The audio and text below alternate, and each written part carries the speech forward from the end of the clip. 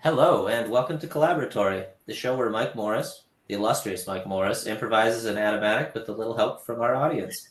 And hopefully we learn about the craft of storyboarding along the way. So this is an improv art stream that runs on audience suggestions. Mike, what kind of props are we looking for today? Well, again, welcome back. We're looking for, what we're always looking for is a couple of characters, a setting, and a conflict. Those are the three things that make our collaboratory work. So bring the heat, folks. What have you got? Yeah, throw your suggestions in the chat, and whatever you type might show up on screen. So welcome, Chris. Could you tell us a little bit about yourself? So this is my good friend Chris, who I work with for what we worked together for a year or better? Yeah, probably a year. Yeah. Yeah, so introduce yourself to our audience, please. Sweet. So I'm Kristoffer Molinari. I am originally from upstate New York. I grew up in the woods there by the Great Lakes. I am a storyboard artist by trade. I've been storyboarding for, how long have I been storyboarding for? Probably coming up on 5 years at this point. So I have, before that I was doing kind of 3D CG stuff. So I was doing texturing and modeling. I did a internship at Pixar for that stuff, and then I switched gears into story because I love storyboard and I love drawing. So I've worked in mostly TV so far. I've worked on a lot of Charlie Brown specials, some Snoopy and Woodstock stuff. I storyboarded on the Sonic Prime show on Netflix, a little bit of Lego Ninjago. Recently, I finally got to storyboard on a feature. It's called Sneaks. It's coming out next year. I'm not sure who's distributing it, but it's about some sneakers that get lost in New York, and it's a really fun show. So I think the writers on it were the writers on Princess and the Frog, if I remember correctly. So this is a fun show, and I work on a show called Tuttle Twins, which is where I met Mike. Yep. Very cool. So, Chris, now I have a question for you. I know usually the guest host asks me questions, but I've been turning the tables on people lately. So, Chris, you said you were texturing and modeling before and working in the CG environment. What was it about storyboarding that made you want to just ditch all of that stuff and draw? What was the impetus behind you making the switch? So originally, before I was doing animation when I was in college, I actually started college doing physics and mathematics. And I had basically no drawing experience. And I took one of those general requirement classes. It was called Drawing for Non-Majors. And I had this apotheosis moment where we were doing a still life drawing, and I had to draw this bone. And I just had so much fun drawing this cow femur. And I was like, I love to draw. And so kind of what fueled my switch into animation was the fact that I just loved to draw. And when I got into animation, I was doing more of the CG stuff because it was like a better fit with my technical background. But after like working at it and doing it for a while, it wasn't filling like that hole, that desire to create, particularly with just drawing. Like I'd always loved gesture drawing, and really like I just wanted to draw for my job. And so Sure. that's mostly what made the switches. Just like I wanted one of the jobs where I was doing more drawing than like programming per se, because texturing was a lot of shader programming, and I just wanted to be drawing all day. And that's basically what did it, to be honest. I do love telling stories as well. The visual storytelling is real fun. So yeah, I know we've had a lot of long conversations about story and about what makes a story good, and about kind of the philosophies behind storyboarding in general. And so I feel like when you're doing a storyboard, that you need to embody kind of a point of view, whether it be you're coming at something from the point of view of a character, or you're coming at something from the point of like that omniscient third person camera, or whether it's like a POV or different things like that. I think we've had a lot of good conversations about the embodiment of character. And despite the fact that, the theme for this month, Toon Boom Wide, is ink and paint and like cleanup stuff, I think that really what we're trying to get into in storyboarding is not necessarily those fine details. Although there can be stuff that you're preparing for animation that has to be kind of a specific thing, and so you spend a little bit more time with that. But I think what we're really talking about is like that high level stuff of entertainment value, right? Yep. Yeah, I would agree.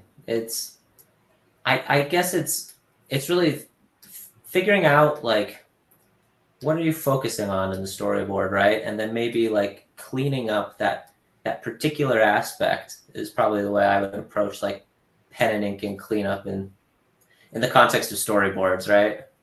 Right. And there's also like the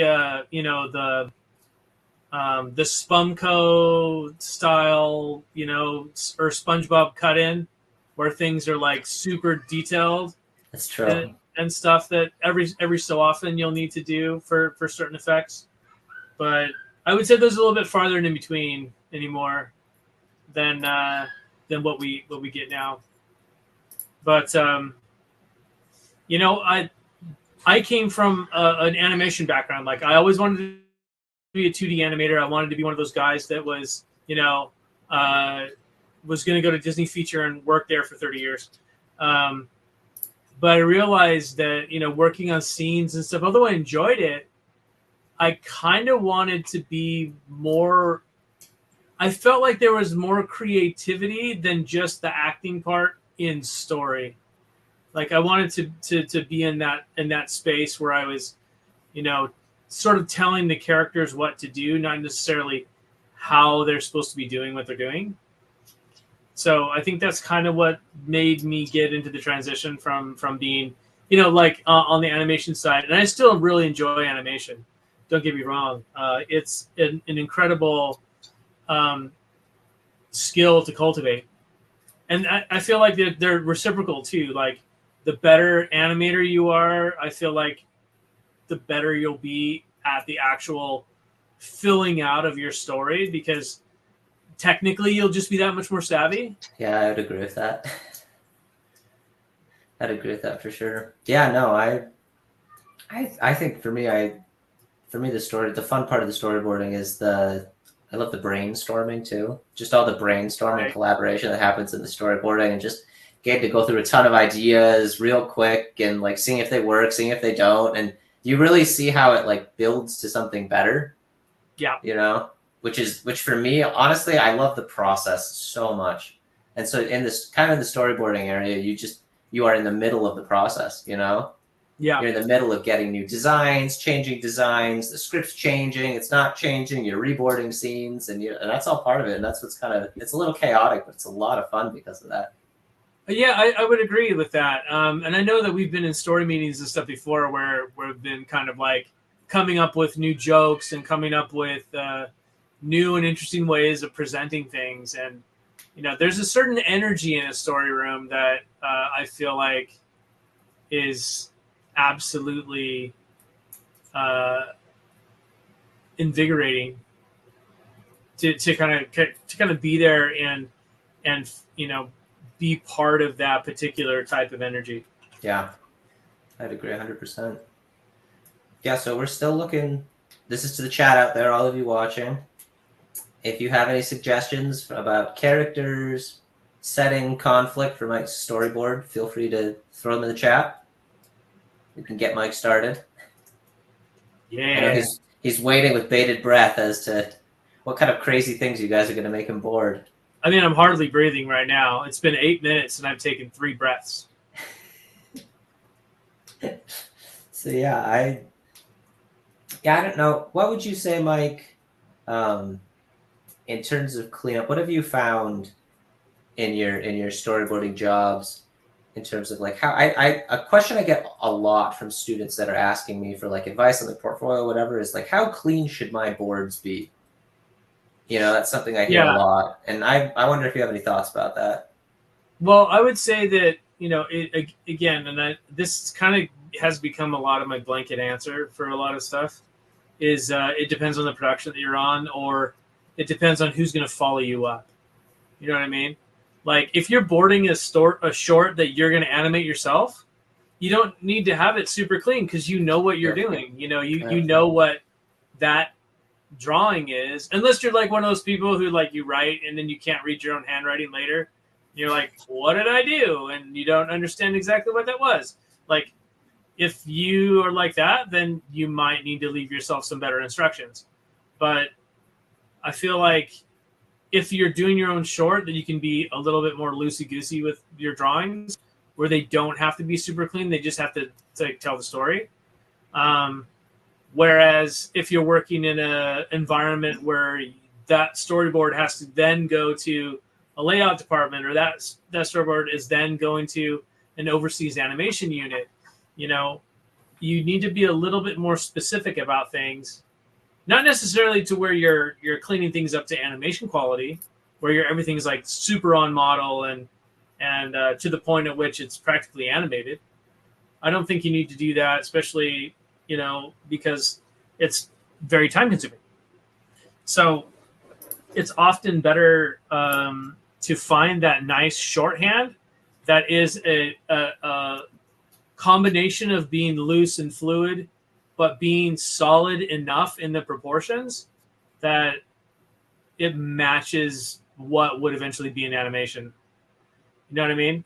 Yeah. Like, for instance, when I was working on DuckTales, like, you know, you could have the, you know, this sort of squared off heads that the nephews would have, you know? Like, for instance, this would be Dewey.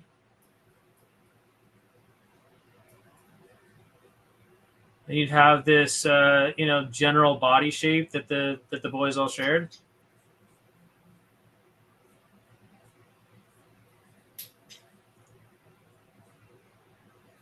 You know, and that would be clean enough. Minus this little weirdo spike sticking out of his elbow. Like that to me would be clean. And obviously I'm using like a highly textured brush for that, but like, you know, you could get away with you know, this kind of thing. You know, say you're Louis now.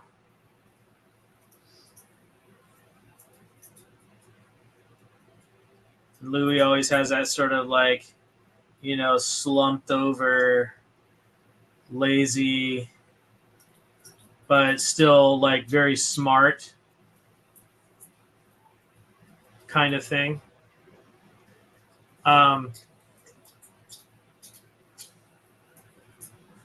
So those were just examples of different levels of cleanliness for something. I mean, you don't want to turn in something that's like, you know, so scribbly that no one's going to be able to understand what's going on. You know, this is fine for like a thumbnail pass for your own self. You know, you've got like stuff everywhere and it's so scribbly that like you can kind of tell what's going on, but it's like, is that an arm? Is that a wing? Like, what the heck are you looking at? Yeah. You know, like what are we doing here? So there has to be a certain level of detail to be legible, but you don't need to get so far into it that you're, you know, doing animation, full animation drawings, right? You're not doing necessarily character layout, although some places would love it if you did that.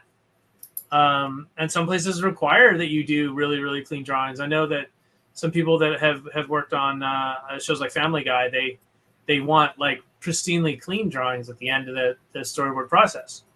You know, where I worked on some other stuff where they were just like, we don't have time for you to clean up a lot of drawings, so let's not do that. We're going to do something rough, and then we'll just give them really good descriptions of what should be in there and really detailed model packs. So let that do the work, and you don't necessarily have to clean everything up because we need fast turnaround times. You know? Yeah. Yeah, I'd probably say like for portfolios, if you're a student in your portfolio, clean enough that everybody understands what's going on is kind of what I would is the advice I would give. A good litmus test for me is like pitch it to your mom or dad or your roommate, and do they understand what's going on? Then it's probably clean enough. I know sometimes if the boards are too clean and too tight, people are gonna start asking other questions of like, well, how long did it take them to do this? You know, how long, how much time, and like, are we going to be able to get this type of drawing in the week turnaround that we need, or is this like 3 months of work? So, yeah, like Mike was saying, keep it loose but keep it clear is the kind of the gold standard. Yeah, I would say so. We've got a question coming in from Moonzap. It says, what can you do to color in if you don't have premium? What can you do to color in if you don't have premium? Does premium not have the automat tool? For the measly price of a character suggestion, I will give you the answer to that. Did you hear that, Moonzap? He wants a character suggestion. We have a suggestion from Artistic Kai. Hey, my name's Kai. My idea is a hybrid elf fairy who is torn between the elf world and the fairy world. She has to decide if she wants to travel to a world that will accept her or stay and help change her world to accept hybrids and get along. The setting is the forest. The setting is she's a crusader. Okay. Cool. Well, now to answer Moonzap's question. So coloring in, there's a couple different ways you can do it. And I'm just going to give you let's do a small example right now. Let's see. The setting is a forest, right? So it's magical forest. We're probably in that zone of magical forest. So let's start off with like one of those like giant like trees, you know, like the a world tree. Yeah, a world tree with that kind of a vibe. So where like everything kind of connects to this one giant lofty tree.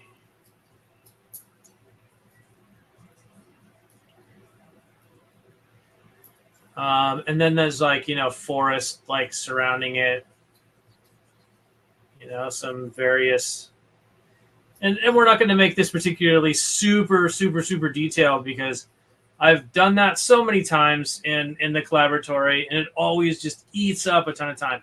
So let's just keep it loose. Besides, forest can really get detailed really quickly. What for the people watching, what are some of your favorite shorthands for drawing forests really quickly? It's kind of like a fine line between like drawing trees and drawing clouds. I mean, you kind of have to have this irregular-ish pattern, you know. So it depends on what kind of thing you're drawing. If you're drawing like more, you know, conifers, a lot of the times you'll just have to do like this kind of a deal, you know. Anyway, let's keep it on track with this particular example. And don't worry, Moonzap, we're gonna get to your question. Just a moment. I haven't forgot about you. You are not forgotten. All right, so we've got this world tree kind of a setup, and let's do a new panel. We're gonna actually, before we do that, let's drop a little bit of a tone down on this, and I'm just gonna get out one of these big marker brushes here and just lay down enough of a tone so where we feel like there's kind of something going on here, you know, like there's something special about this particular place that is out of the normal. Obviously, it's bigger than the rest of the forest, but you know, still, you need a little bit of something to help it feel like it's prominent.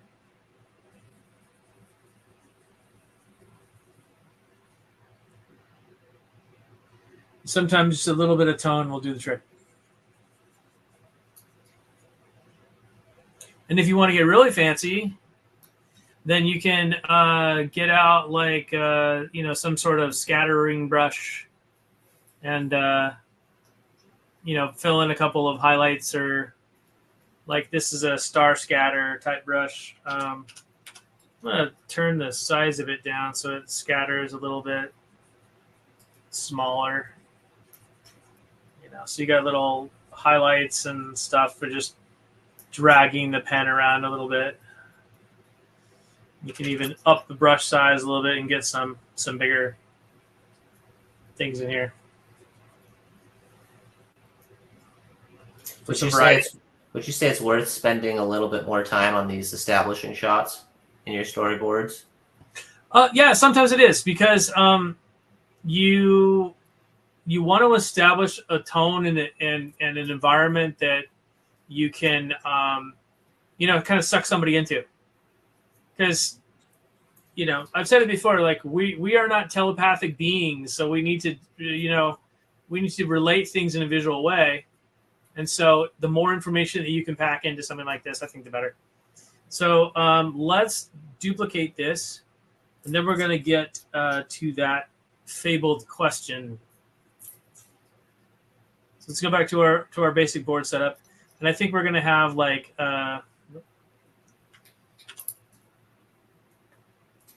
let's get black brush. Let's go on a different layer. And we're going to have some fairy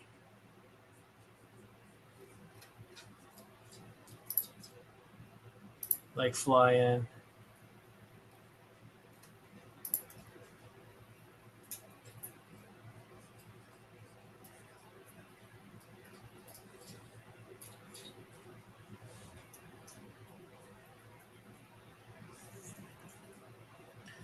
And here's what we can do. We can kind of go back one level, and then we'll make it bigger so we can see kind of like the entry point a little bit better.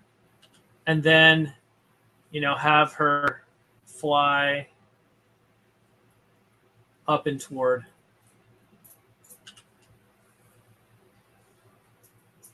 Sometimes you don't necessarily need to like redraw everything, just a little bit of movement, just to see like the scale of this thing. Like, she is like a speck compared to how big this tree is. And sometimes if you go too small, you're gonna have to like fill it out a little bit. So you just have to give it a little bit of something, like an outline or whatever. If I was really being super careful with it, I would like zoom in as far as I could and try and outline it there. But, you know, we don't really need to do that. So we've got this going in. And then we just, you know, make the character disappear entirely. And cut to a new scene. I think inside the tree now, we're going to have, let's start with maybe like some sort of large branch. You know, we'll put some bark texture on it a little bit. Again, we don't necessarily want to get super crazy with it. And then we'll put like, you know, some tree leaves and different things behind it. So we see this is a kind of a protected environment, and maybe some sort of lamps and stuff that would be indicative of fairies. So like an acorn or something like that glows, that, you know, is held on by some other thing, whether it be a vine or a branch that's actually growing on, or some sort of thing to indicate the environment is special, it's unique, it's magical, right? So acorns can glow. We can put a little glow on that. If you really wanted to get fancy with it and clean that up, you could put a tone on the back and then, you know, keep like a glow around it and use the tone to signify the glow, instead of just, you know, these lame lines around it that say, yay, glow, you know, and have,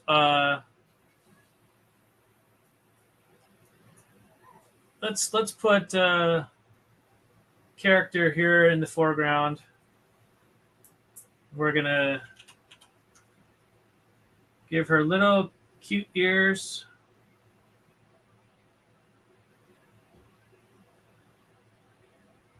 And let's give her some sort of like, I don't know, she's wearing like a flower for a hat.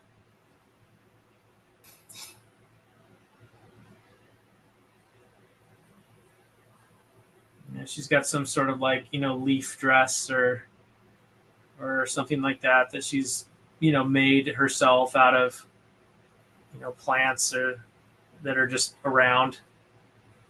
Maybe she's sweeping up or, you know, doing something, and she's got normal fairy wings. Now, to answer your question, Moonzap, now what I can do is either I can go on a layer below. If you don't have access to the automat feature, then what you can do is turn on your draw behind. And if you have this, you know, like autofill, then you can just, you know, draw a line around it. Sometimes I recommend drawing it in actual color so you can see it better, because, you know, the white on white doesn't necessarily help you see it better.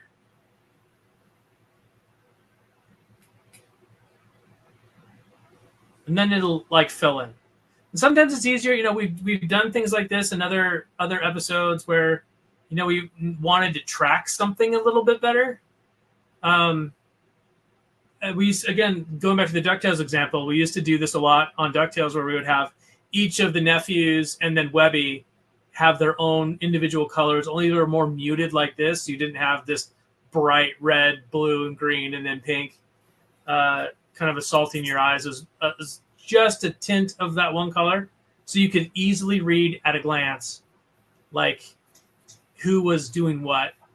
But yeah, just put it on a layer underneath and make that the sublayer. If you want to do layer motion later on, you can also put them inside of a group, so you can group selected layers and they put them in a folder. That way, if you were ever to use your transform tool, it all moves together. Okay, so now we've got this one character here, and we're going to move this to the other side. And then I'm going to grab this group with the two layers and copy those selected layers. It's going to delete the ones that are already here. Let's see, delete layers, and then paste the layers. So now I've got this. going on, and I can, again, grab this whole group, and then I can start this character over here, and she's just kind of, brushing her way across. Just brushing off the tree branch. And as she is brushing off the tree branch, who should arrive? I'm going to put that on a different layer.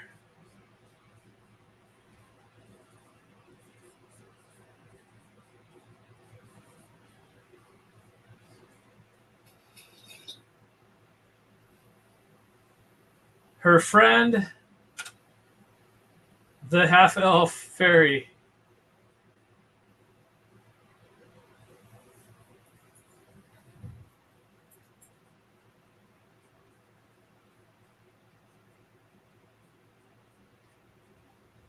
And I was kind of thinking as you were describing that this sort of half elf, half fairy would have a rather significant size discrepancy.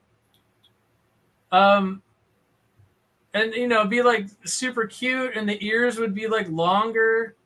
It kind of looks like a weird like goblin, but right now. But I think once we add some hair, that'll be much better, and we'll give her like some sort of like feathery outfit where she's got,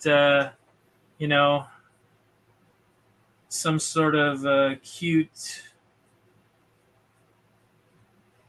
look about her with the turned up little pixie nose. The same teeny hat though. Yes. But she's a little bit big in the frame, so maybe we can shrink her down just a little bit because she is half fairy. But still, she needs to be like 3 or 4 times bigger than like everyone else. Kind of like how Will Ferrell's character in Elf is, where he's just like, if he hasn't figured out he's a human by now, like that kind of thing.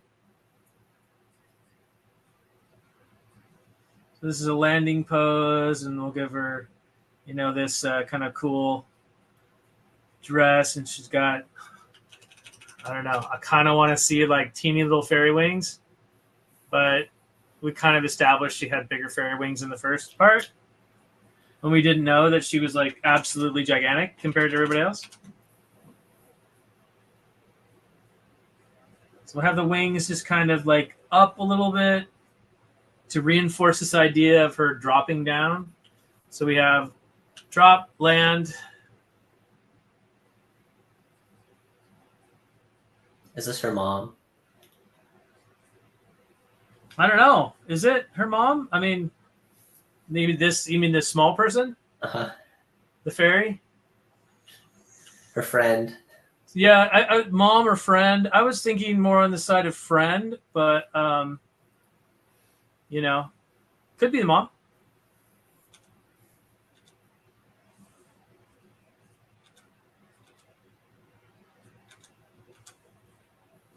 Maybe we should even do like a couple little hairs, like, coming down like this.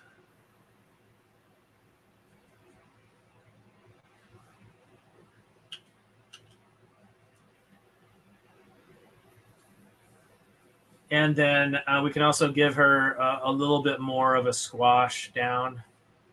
Let's extend those wings out a little bit. Boosh. She brings a whole bunch of dust or something with her that negates all of the sweeping that had just been done. Yeah, that's always fun.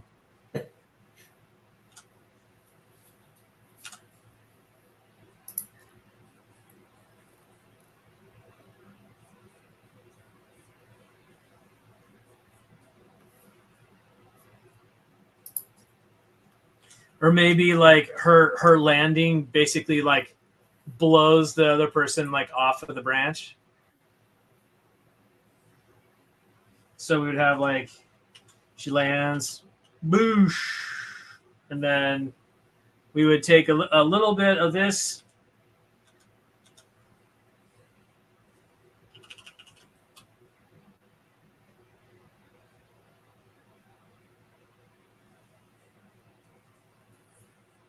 And then selecting these two together, you know. Sometimes if you have, you know, two layers kind of tied to one another, you can use the cutter tool instead of the other, and, you know, hit them both at the same time. It's not the most elegant solution, but it works.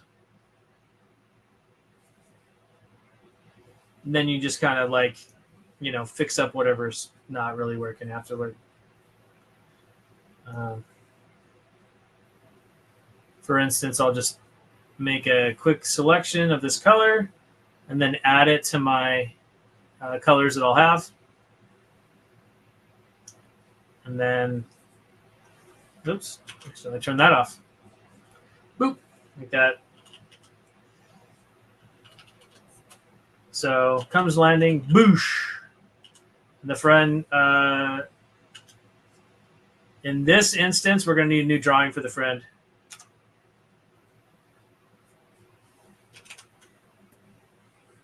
Let's get the black.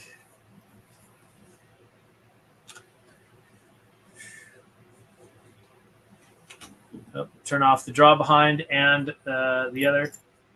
Sometimes you can, I mean, you can automate the process of not having to like turn on and off your brush stuff every time by just using the tool presets. And some of these tool presets I've used for like a long time, you know, so they work like pretty well.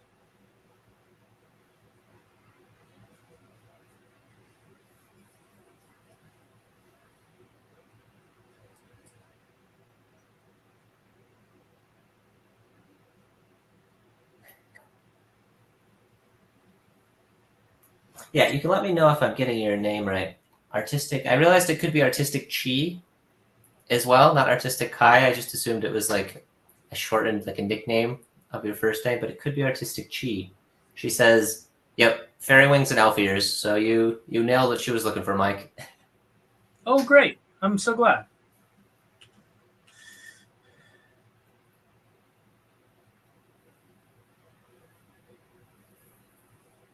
I really like what you're doing here with the way that the elf fairy hybrid girl, she lands in, because, you know, with the prompt that we have, she's trying to decide between what world will accept her, right? And so like visually you're already telling us, at least from like as a storyboarder looking at this, you're visually telling us she doesn't quite belong here, but she has friends, you know? So just visually we're like, we've already started like hammering that point home.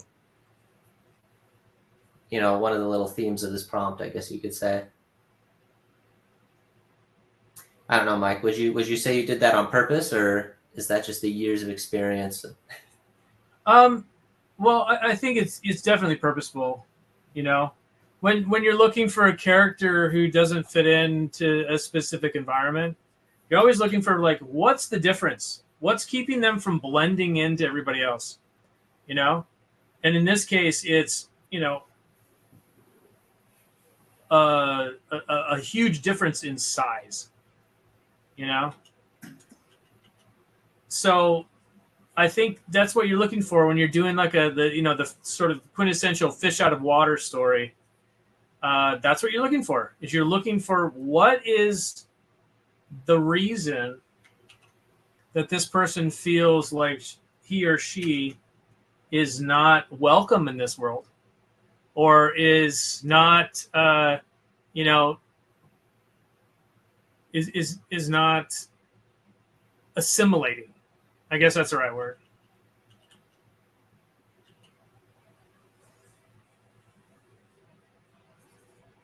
And you know, some people tell stories about that sort of thing to drive certain points home. I feel like a lot of it gets used in stories about, you know, discrimination, and then you realize either like, oh, that person was getting discriminated against, and now it's just because they didn't know that person, and they were just, you know, judging books by the cover. I think sometimes that gets a little bit heavy-handed or didactic. So again, I think it all comes down to character, you know? It all comes down to character. Why does this character not fit in? In the case of, like, let's go back to the example of Elf, like Will Ferrell's Elf, right? he has all the mind and the inclination of somebody who was raised by elves and not somebody who was raised by humans, right? He doesn't have that sort of sarcastic, self-defense layer that so many people would have, especially when you see like his dad later on is very guarded and very like skeptical about everything. And in fact, is quite cynical, where, Buddy, he's not cynical at all. He's like, everything is surface level for him, like when he's explaining even to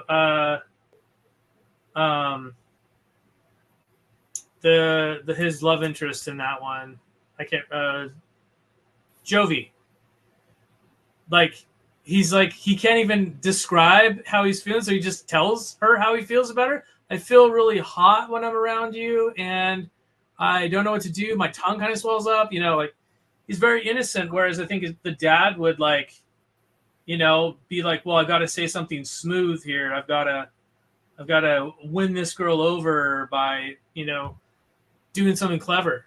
Like it all comes down to character.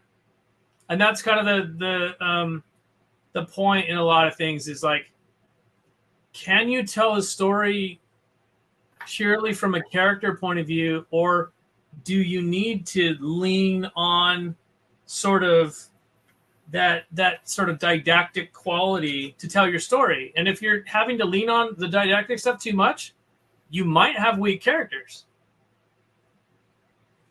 And so that's something that you might want to explore a little bit and get to know your characters that much more.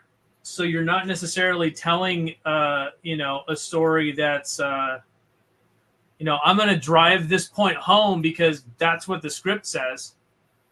You need to tell it from the point of view of the character, so we empathize with that character and we don't feel like we're being talked down to as an audience.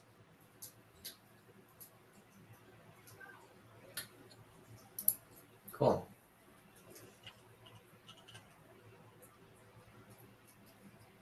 So she's coming in. Do you have any, on the going back to the inking and painting topic, I guess, do you ever find that like the brush that you're using matters? I guess, when do you use ink or a vector brush, or is there any deciding factor for you there? I always try and go with a vector brush of some kind. I mean, I like the textured brushes. I really do, but they make your file sizes so much bigger. Mm. So I would say, like, if you're going for a specific, like, look and feel, absolutely go with the textured brushes. I mean, I couldn't see, like, a board coming from a features place that they've defended on, like, Photoshop stuff for a long time. I don't necessarily see a lot of that bleeding over into Storyboard Pro that wouldn't look the same. So in that case, go nuts. But it will increase your file size and sometimes will make your file a little bit more laggy. So there's always the trade-off. But again, I would say texture brushes for effect. Yeah. Not as a mainstay. That's probably where I've used them the most. I would say the one time I've used a more textured brush than like just the basic vector brushes would, on a Peanut special we were working on, the director, he'd come from a more like physical 2D media background, and he hated how the vector brushes looked. And so he asked the entire team to use textured brushes so it had more of a hand-drawn feel to the boards when he was looking at it, because he said he was so distracted by it. My guess is that's an outlier, but it can happen. You never know. There's one board artist I know who cannot stand to work with vector brushes because he feels like it is like drawing with like the weirdest ballpoint pen ever, or like a Sharpie marker with no texture to it, which everybody's got their own opinion. But yeah, I think on my vector brush, I've jiggered with it a little bit, so the fall off feels a little bit more like a marker. Yeah, I mean, you know, diving into the brushes, I think, is a good thing to be able to do. All right, Mike, we've got a question from live from 5 before. Do you have any tips on staying on model throughout the board? Yes. I would say what you can do is create a stamp. Get your model, you know, the model from the turnaround or whatever, and you create a stamp after vectorizing the black and white. So you'll do that, and you'll create, you know, like one of these stamps like this, you know, where there's several different ones in here. And for instance, this particular one, I'm just going to put it on this layer, has a stamp that makes it so you can have different poses, right? And you can actually stamp the turnaround in any pose and have that as a reference whenever you need it. You can also use it and turn a different color and draw right over it. So that's what I would say would be a good, that would be my tip and trick for that particular thing. That's a good answer. What do I do? I would say I usually like make a stamp of the head at various angles, and then I'll just tack on the body. Try to keep it as on model as possible. Oh, something I know a lot of storyboard artists do is Mike actually just did it when he was drawing the little fairy that's recoiling from the bigger one that's landed, where you keep the head and delete the rest of it. I know that's something a lot of people do, where you just keep the head shape and delete the body and then redraw the body. And you could even put the old drawing on a different layer and lower the opacity, and then draw the new body over top of it, just so you know you're within the same range of size. I don't know if you've ever done that before, Mike, but probably. Who can say anymore, Chris? Who can say anymore? Yeah, so right now I'm just adding in a little bit of a manual camera shake too. So in this one, I can go back to this camera frame and just, you know, nudge that down a little bit. So we go from, and then I can just take these two camera keyframes, pushing 2, I can zoom in, and I'll just grab these 2, copy them, and then paste them a couple of times. And then, you know, spread them out so we get a little bit of a jagged, shaking camera motion.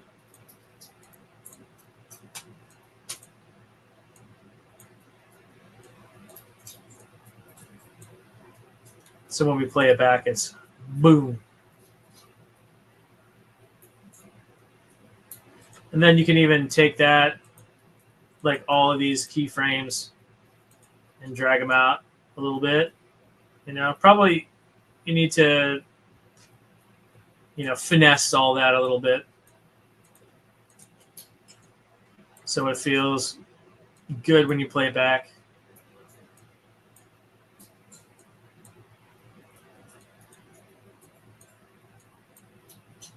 Anyways, so boom. And, you know, generally you want to have like shake, shake, shake, shake, shake, shake, you know, like you want it to shake fast and then slow down. So a lot of these keyframes in the front will be faster, more closer together. And then later on, they'll, you know, mellow out by spreading them out over time.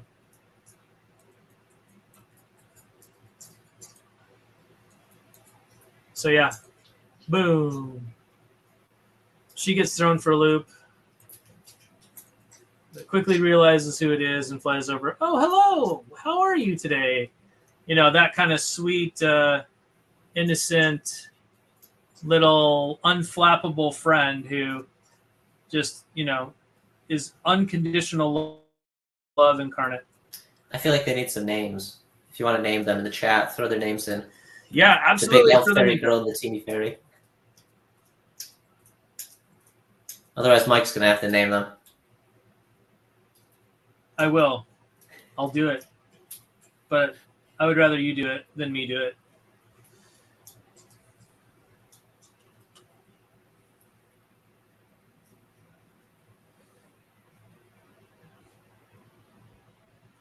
Okay, let's get a new panel in here. And I think we're gonna do a single, or maybe an over the shoulder shot. I think what we need to do right now is probably emphasize the relationship and have you know, the big elf girl that's, you know, kneeling like this. Make her head even smaller. Nope.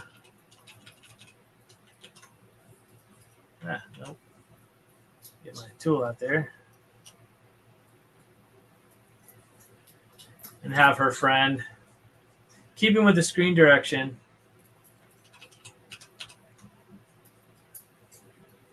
And then hook up.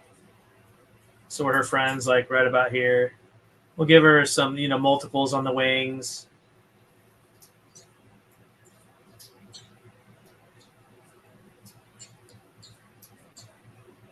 Some of that pixie hair.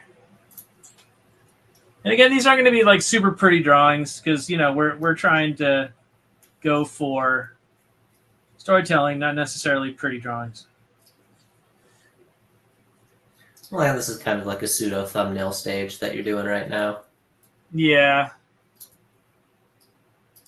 All right, Mike, another question from live from 5 before. Have you guys used Storyboard Pro and Blender in a hybrid way for boarding?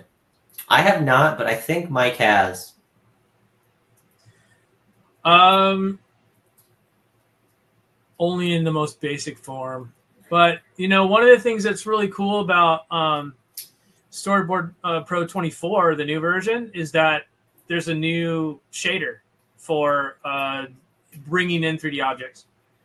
So, you know, I think that a lot of storyboard stuff and 3D integration is going to become more and more prevalent as time goes on. So it's a good idea to learn it a little bit and at least be able to make like basic things, you know, because 3D is not going away anytime soon. And, you know, despite what people are going to tell you about, you know, their latest and greatest AI that's going to come in and destroy all, you know, film processes as we know it. You know, tell us how you really feel, Mike. it's not how I feel. It's how they you know, market it. Yeah.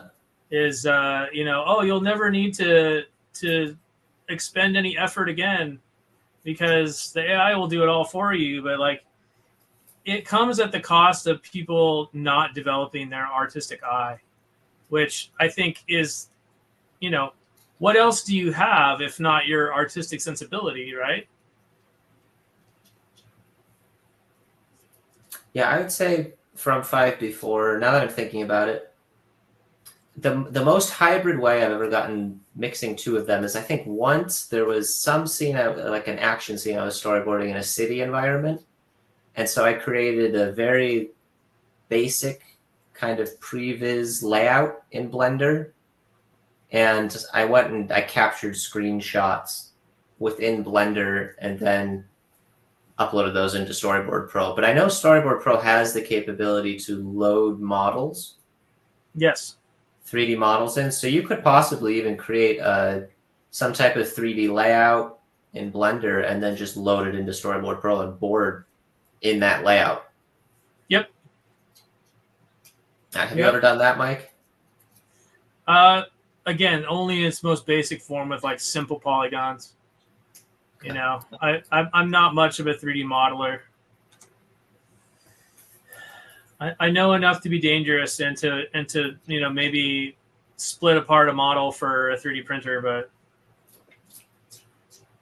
so then we got, so she's down there, and now we see that this enormity of person and differentiation in size.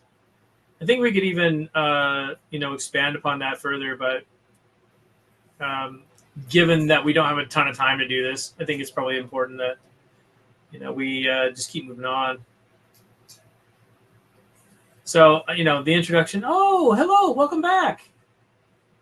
And then we see that she's distraught.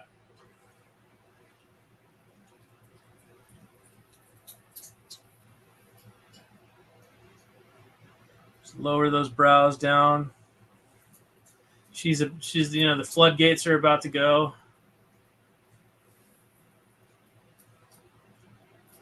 We got those eyes are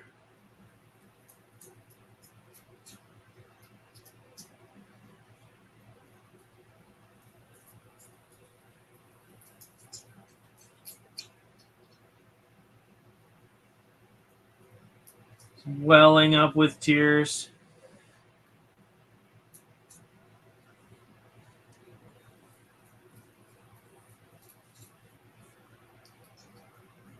Do you have any thoughts on why she's so sad, Mike? I think she's conflicted. She doesn't know what to do.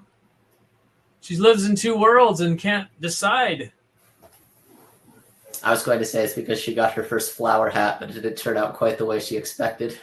Well, I mean, sure, we could do that too, but I'm looking for more conflict, and that was the conflict is somebody who's having a hard time fitting into two places. So I think maybe I think what we should do right here first before we get too much farther in is I think we need her friend to pick up her hat. So how about we do this? We'll have her in this panel.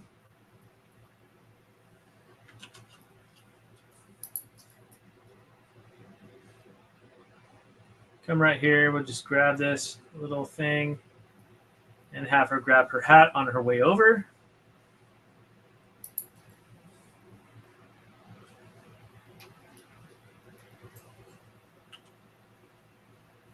And then she can put it back on her head.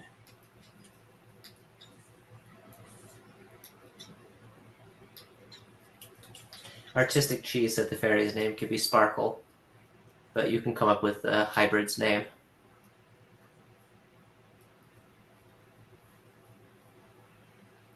The fairy's name is Sparkle? Yep. Okay. We'll call her Sparkle Cheese after Artistic Cheese. And she said you can come up with the hybrid fairy girl's name. No, that's not how this works. This is an improv art stream based on audience suggestion. So I'm sorry. I can't help you there. You got to help me instead. That better be a good name. Yeah, give me. I want nothing but creative gold. You have to think of the hybrid between a fairy's and an elf's name. I'm not sure what that would be, but I guess it all depends on what kind of elf you subscribe to, whether they help or return cursed rings to volcanoes, or if they bake cookies inside of a tree, or if they are workaholics in the North Pole. I mean, just what kind of elf are you into,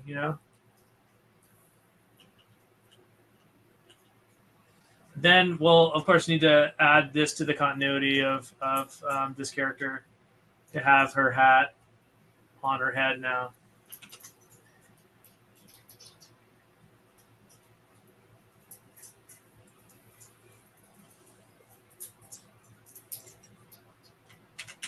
And if you want to, you can add like a little, subtle bob up and down.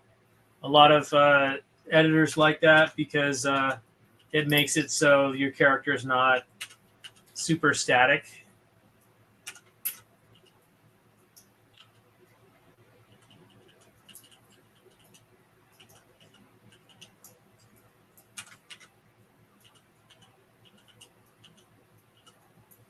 Let's get a copy of this.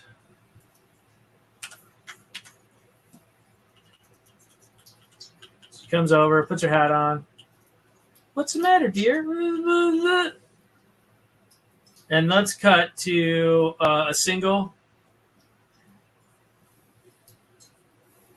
of her looking concerned.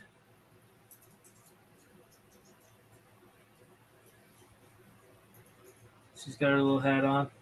And little teeny farriers to kind of like, another avenue of differentiation.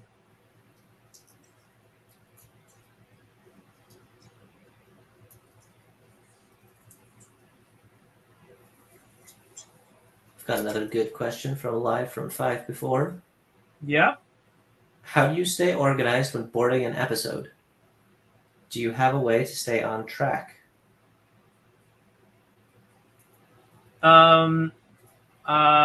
Elaborate on that, please. Do you have a way to stay on track? It's called production. But I mean, if you're boarding something for yourself, I mean, you just have to kind of think about the beats of a script, like what beats do I have to hit and when. And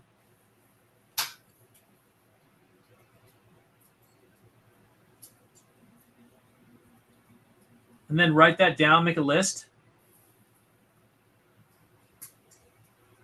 So like, in this scene, my character's got to hit this beat or this story point. And then, work around those beats.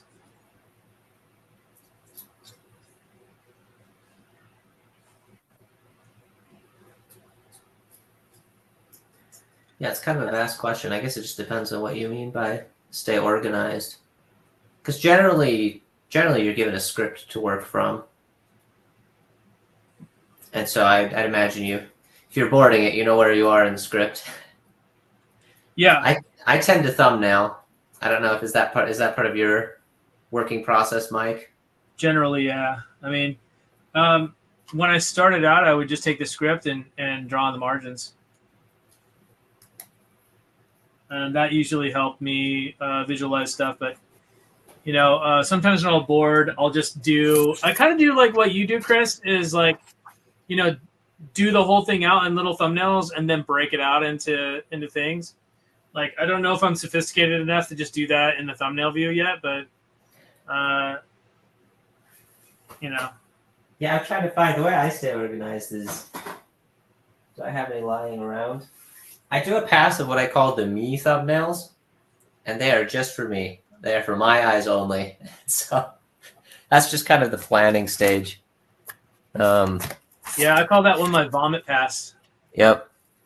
Because you're just like, bleh, get it down on the page. Same deal. Yeah, so at least then you just get everything out and you know where you are. Oh, here's the clarification. If you have a 3-week schedule and a 14-page script, okay, so it's a timing, staying organized timing wise. What would you say, Mike?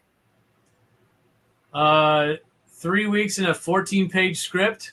I would say, make your peace with God. You're going to be dead by the end of that. That's a pretty tight schedule. That is. It depends on how many passes you want on that too. That is a lot of boards. It comes down to the complexity of the script. How complex are the different scenes or sequences? If you can break that up into where it logically makes sense to break it up, so you have a drastic scene change, or where you go from your A story to your B story or something like that. that would be something that I would recommend, just being able to, split that up in a way where you can break it down into like bite-sized chunks, so it's not overwhelming in its complexity, that you can actually see yourself like, finishing it in a way that is, you just don't want to be like chasing after little things, or like getting distracted by going from one thing to the next thing to the next thing to the next thing.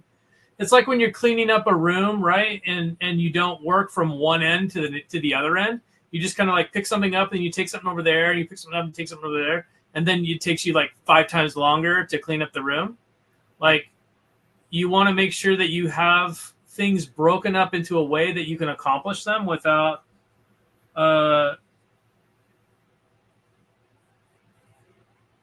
needing to constantly be rethinking where and what you need to do next. If that makes any sense whatsoever. Yeah, that's a good answer. Yeah, 3 weeks for a 14-page script, I guess. I guess it just depends on what's in the script, too. Is it 14 pages of action? Is it 14 pages of choreographed music numbers? Or is it just 14 pages of dialogue? The way I'd probably handle something like that is break it up into 3 even chunks, and then you're just gonna have to set like daily goals for what you need to achieve by the end of each week. Would probably be it. I'd probably go, like Mike was saying, I'd probably find the scene that's like the heart of the script, like the most important one, and make sure you have that scene just perfect. So all the themes are relying on that, and then maybe kind of orient everything else in the script towards reaching whatever that scene is. But then after that, yeah, it's just going to be a race between can you produce the panels per day that'll let you get through the script. And so I'd probably, if you have 3 weeks, I'd probably just break it up into 3 even chunks. Yeah, and don't be precious with the drawings. Yep. You got to make some compromises on a schedule like that, I think. Yeah. Because you're going to have to be good with compromise. Like, I was telling a friend, so I was at a convention, right? And the Comic-Con Revolution in Ontario, California. It's a fun Comic-Con for those of you who are in the Inland Empire area, California. It's really well run. But anyways, we were doing marker drawings on stage, right? And one of my friends who was drawing there with me, like, he was struggling with the markers, and he would like get out a pencil and kind of like sketch something in, and then do all that stuff. And anyways, I was just going straight for the markers. I'm kind of used to it from storyboarding and things like that. But he came up to me later and he's like, "Well, how do you draw in with markers like that?" And it's like, you want to know the secret? You can't care. You can't care what happens. You just have to go with it. Like, if you get too precious with it, you're going to freeze up. And then you won't be able to make, you'll get nervous and your marker strokes won't work because you care too much and it's too precious to you.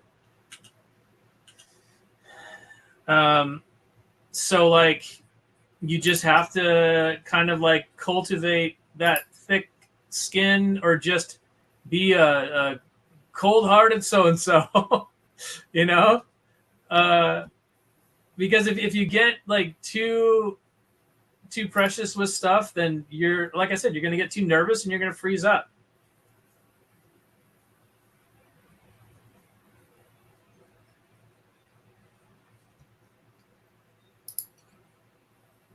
Yeah, I'm just looking at the chat. It seems like from 5 before, he said for roughs, 3 weeks 14 page for roughs. That actually sounds more reasonable. Oh yeah, that's pretty standard. That sounds pretty standard. Yeah. Yeah. Okay, so I'm still good with you, coming closer to God and everything, but That's not nearly the dire situation that I thought it was.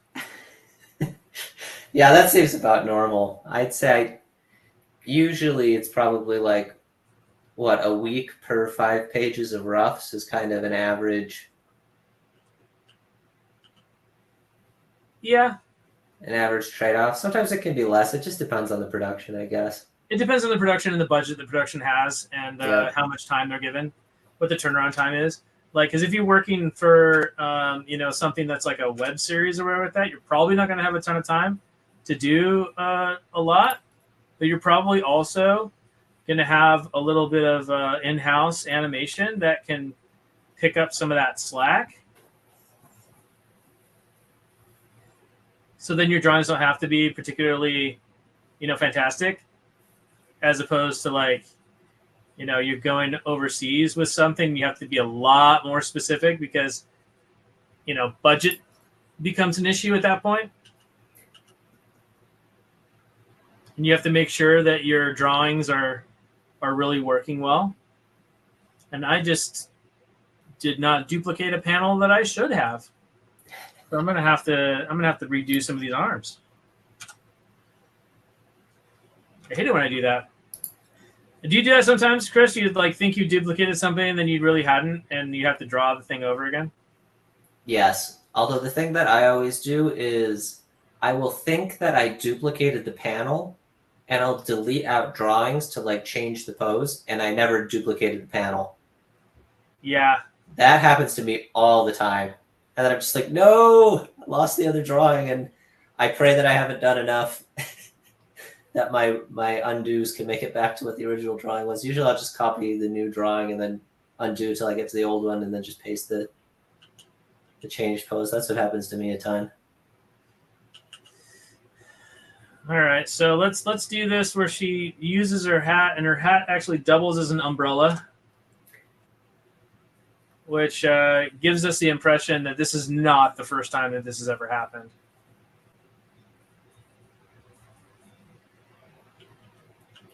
All right, we have a recommendation, Mike, from VJ. Yeah, what's up, VJ? Quinn and Maeve are the names she recommends. Quinn and what? Maeve. Maeve. Okay. Well, let's call the hybrid girl Quinn, because that sounds like it could be like a high. I don't know. It's we'll do it in deference to a friend of mine whose last name is Quinn, a mutual friend of the show.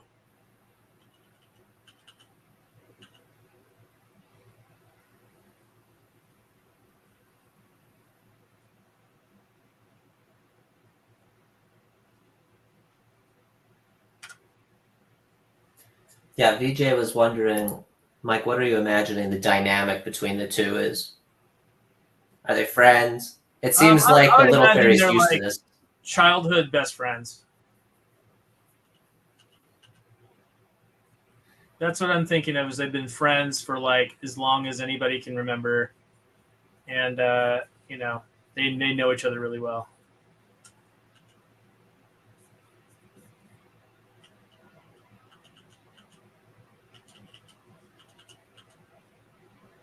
And I have to maintain my screen direction, because I am not doing that with maintain my eye line.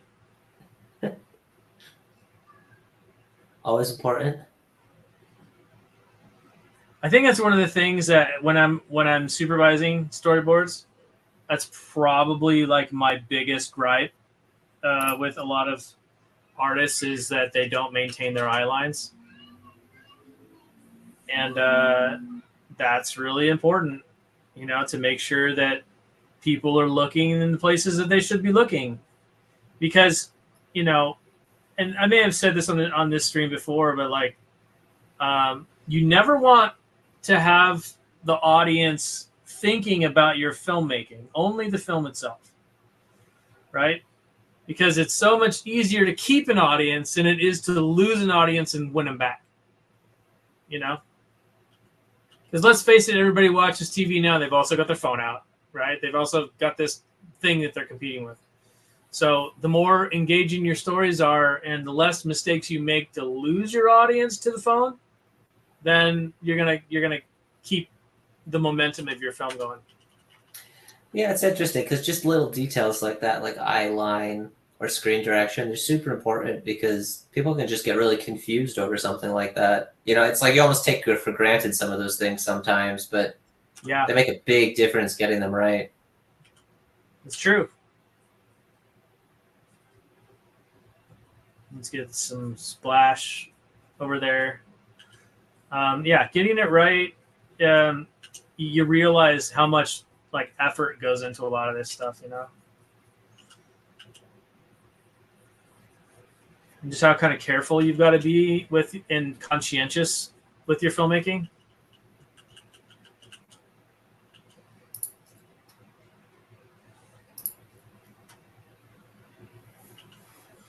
I think we'll just do one more thing of here where that one hits. And if we had more time to draw, because we're rapidly running out of time, and then hopefully this will come to a satisfying conclusion. But right now, I'm wondering if we're gonna make it. We'll put some little fairy dust dealios over here.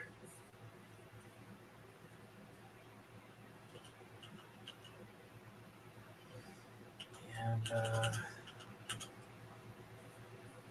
Yeah, I see you're using a lot of animation principles in your boards, like secondary action, follow through, squash, and stretch. How important would you say that stuff is to storyboarding and to be thinking about that stuff while you're drawing your storyboards? I think it gives the board a little bit of life. I think it gives it an extra little oomph that makes it feel like it's not just a comic page, you know? Especially if you're doing like board animatics, like you're looking for anything that's going to give you that little bit of edge to feel like, you know, it's alive.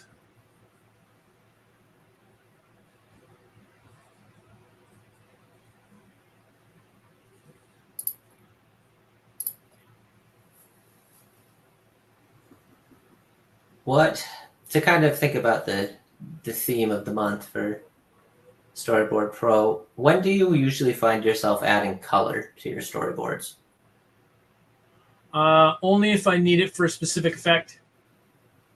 Only if I need it for, like, you know, say like we're doing an action board and there's a, you know, vampire and they're going to open the curtain and the light's going to come in, or they're blown a hole in the wall and there's the light coming in to kill the vampire.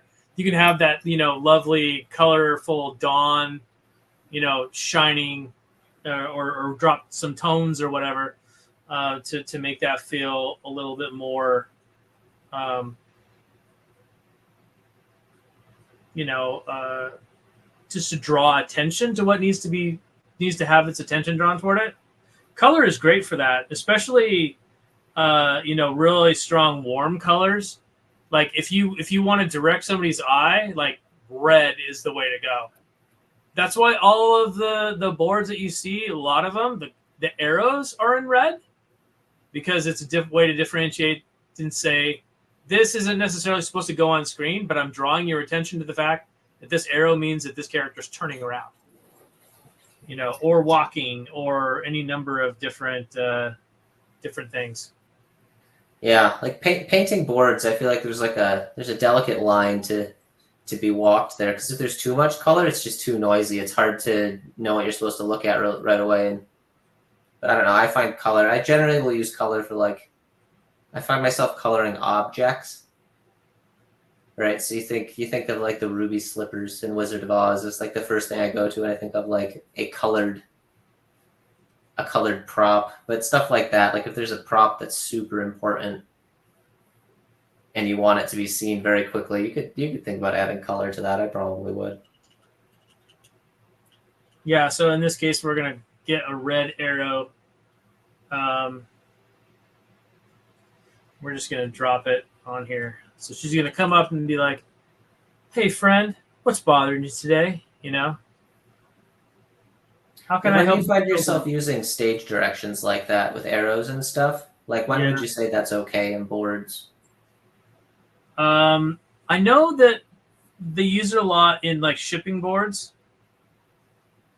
Like when you've got everything done, the animatic's done, everything's done, and then you have to do a final pass over the storyboard to make it crystal, unequivocally clear that you can put the arrows in there and make sure that somebody that's looking at the board and animating to the board will know, oh, this is a turnaround, this is a shake here, this is a tremble or whatever. We call it board speak a lot of times. So in the pre, like thumbnails and stuff, board speak is great. For animatic purposes, no board speak whatsoever. But if you're doing like after the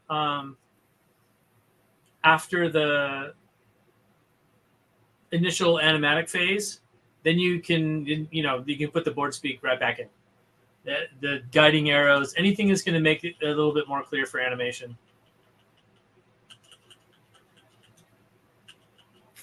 Ah, ah. All right, Mike, another question for you from VJ. What shows have really kept you in the moment that you have recently enjoyed? Oh, what shows have kept me in the moment? Putting you on the spot. Yeah.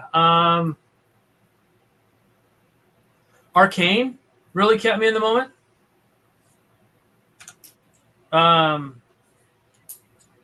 That one I really liked that show. I think it was very strong in storytelling. I think it was very strong. It's exceptionally strong in its visuals.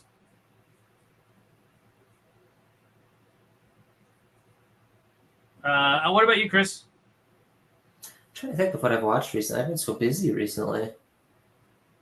Arcane wasn't really recent, was it? No, it wasn't super recent, but the season 2's coming out. It is. Yeah, I did really like Arcane. I thought they did a really good job. They kept me in it until Imagine Dragons played their music number in the middle of it. I was like, what is happening? Oh yeah, the Believer song, right? Yeah. But it was on brand for League of Legends, so it's fine. It was a lot of fun. I'm trying to think of I've actually been going back and watching rewatching a lot of animated films I haven't watched in a long time recently. Yeah. Yeah, so I don't know. One that I watched recently again was Song of the Sea by Cartoon Saloon. Oh yeah, Song of the Sea, that was a good one. That one, I always enjoy that when I watch it, but that one's just something about the art style and the characters are just so like human. The kids, you can relate with them really easy, and that I don't know. That really kind of keeps me in the moment, like you would say. It's all down to character. All of this stuff. Yeah. I think there's a certain amount of subject matter that you have to be really in tune with too, that you really jive with, because it can be an engaging movie, but if it's not necessarily about a subject that you're into, like you're probably not going to be all that interested. So some people like action movies, some people like rom-coms, some people like dramas, and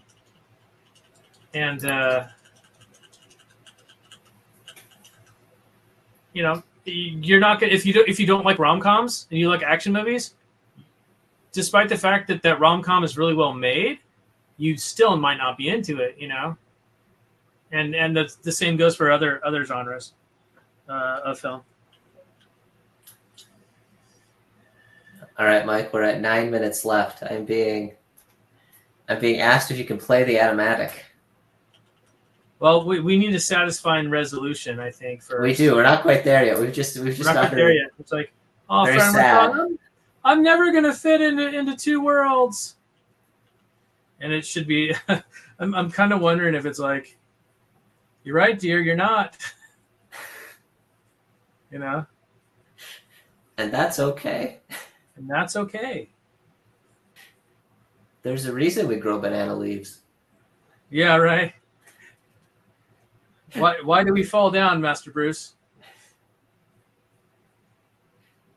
So we can pick ourselves back up again.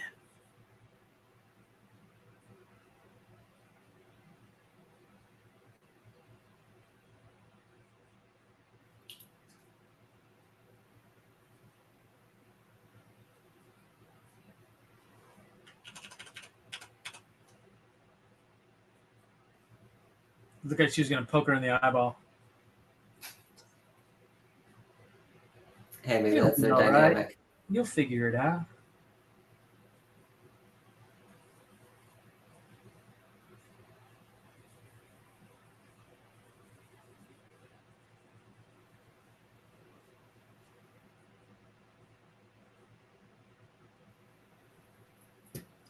Yeah, I guess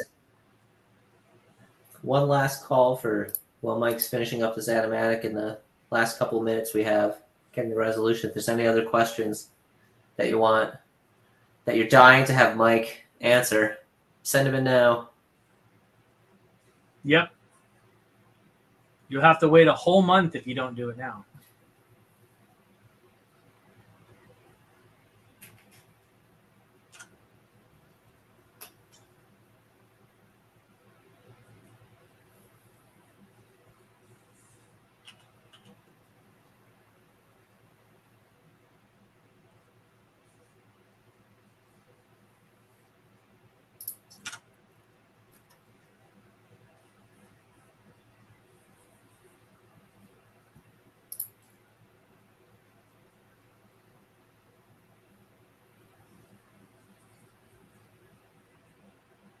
All right, Mike.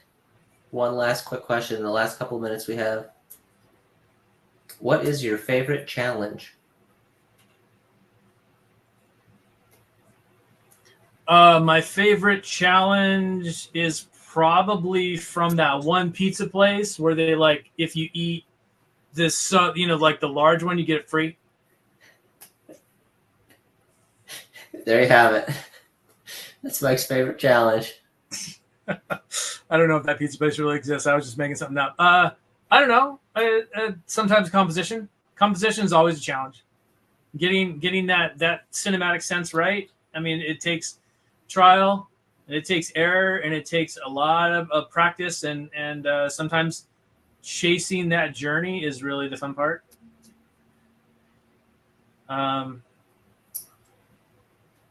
Okay, so here we go. Let's play this from the top. All right, we have our let's go Shift M, which will bring us back into the full screen. And I'm sorry, maybe I didn't work in full screen this entire time, so you guys are looking at little bitty picture inside a little bitty picture. But my shoulder has been kind of messed up still, so I'm kind of trying to baby it a bit. So we have a fairy type creature flying toward this huge tree and just disappearing into it. And then we have another creature, la la la la la. And she's just a little fairy. And then thunk! This big friend comes along and just throws her off. She politely stops. And I think some of our sizes kind of morphed a little bit during this. So bear with me here as she's now gigantically huge. And she's like, "Oh, what's wrong, dear? What's got you so upset?" "Oh, I'm an elf and I'm a fairy, but I and she's like, "Oh, I don't fit in anywhere."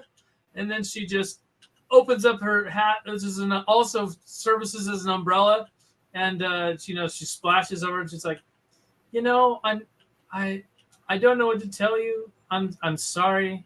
It's so hard. I know it's hard, dear. And it's probably going to still be hard for a long time to come. But one thing is, you have got to stop crying on me. There you have it, folks. I think that's the fastest resolution that we could come up with. All right, cool. Thanks, everybody, for your suggestions. This has been fun. Yeah, thanks for joining us, and we'll hope to see you again some other time. You have a part that you're supposed to read still, Chris. Wow, really? Yeah, there's like a whole section. Here we go. Here we go. I didn't scroll down that far. Well, Mike, thanks for joining us once again for the Collaboratory. Now it just sounds forced. You got to bring the gusto on that one. Okay, here we go. Do you have any projects or topics that you would like to draw our attention to, Mike? Yes. All of you should go and download the app Treasure Party from the company PlayQ. My new company, the Projectorium, was invited very graciously to work on some art for that app. So we did some art for a spooky season. So download the app, get your match 3 on, and download you some collectible cards. It's a really fun game. It kind of like, so all right, to be completely transparent, I used to think that match 3 games were just a waste of time, and I would give my wife a bunch of grief about it. But I started playing Treasure Party, and I actually really liked the strategy element of it, because you only have so many turns to get what you need to get done, and my strategy brain really kicks in. So it's a fun game. It's really cute and fun, and we did some art for it, and I'm super excited. I always get super excited when something that I work on comes out, and I want to share that with people and let them get a sense of what we did on it and that we're really proud of it. Sweet. Well, I guess we'll all be sure to check that out. And thank you to everybody that joined us. And if Mike could draw this little story about this elf and this fairy in 90 minutes, imagine what you could draw in a 21-day free trial of Storyboard Pro that you can get at toonboom.com. And there you'll also find free videos, tutorials at learn.toonboom.com. Yep. So I think 3 weeks is, from my personal experience, that's enough time to get through a decent chunk of storyboards. So say a 14-page script, maybe. A 14-page script, maybe. So, and if you're looking for more interviews, be sure to visit blog.toonboom.com for articles about storyboarding, animation, and 2D games. Until next time. And remember, there's also lots of previous episodes of Collaboratory. You can go on YouTube, you can go on the Twitch channel, and you can watch other episodes and get even more out of them, hopefully.